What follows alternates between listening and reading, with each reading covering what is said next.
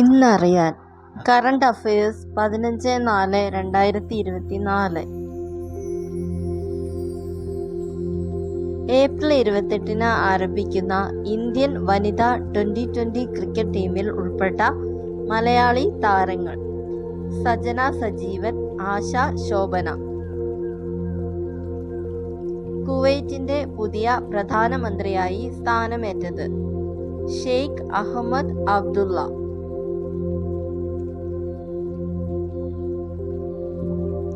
രണ്ടു ദശകത്തിലേറെ സിംഗപ്പൂരിന്റെ പ്രധാനമന്ത്രിയായിരുന്ന ആ സ്ഥാനത്ത് നിന്നും ഒഴിയുന്ന വ്യക്തി ലീ ഷിയാൻ ലു. സിംഗപ്പൂരിന്റെ പുതിയ പ്രധാനമന്ത്രിയായി സ്ഥാനമേൽക്കുന്നത് ലോറൻസ് വോങ്.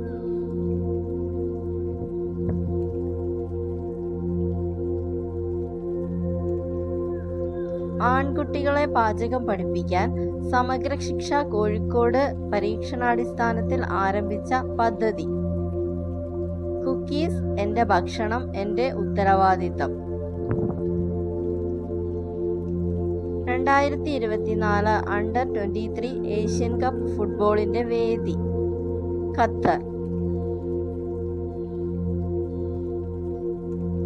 യൂറോപ്യൻ ബഹിരാകാശ ഏജൻസിയുടെയും ജപ്പാൻ എയ്റോസ്പേസ് എക്സ്പ്ലറേഷൻ ഏജൻസിയുടെയും ബുധൻ ഗ്രഹത്തിലേക്കുള്ള സംയുക്ത ദൗത്യം ബേപ്പി കൊളംബോ.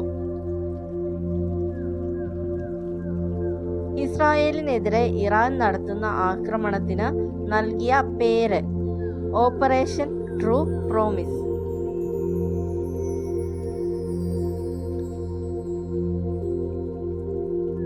വ്യാഴത്തിന്റെ ഉപഗ്രഹങ്ങളിൽ ജീവന്റെ സാധ്യത തേടി നാസ വിക്ഷേപിക്കുന്ന ഉപഗ്രഹം ക്ലിപ്പർ.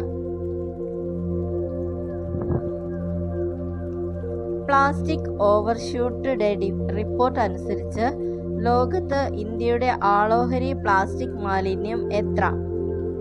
പ്രതിവർഷം 8 കിലോ.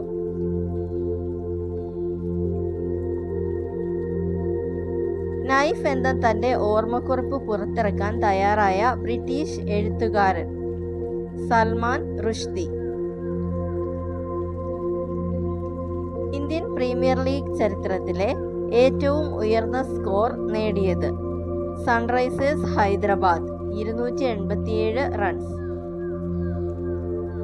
ഗ്ലോബൽ ഫോറസ്റ്റ് വാച്ച് പുറത്തുവിട്ട റിപ്പോർട്ട് പ്രകാരം കഴിഞ്ഞ 22 വർഷത്തിൽ ഇന്ത്യയിൽ ഇല്ലാതായ വനവിസ്തൃതി 23 ലക്ഷം ഹെക്ടർ.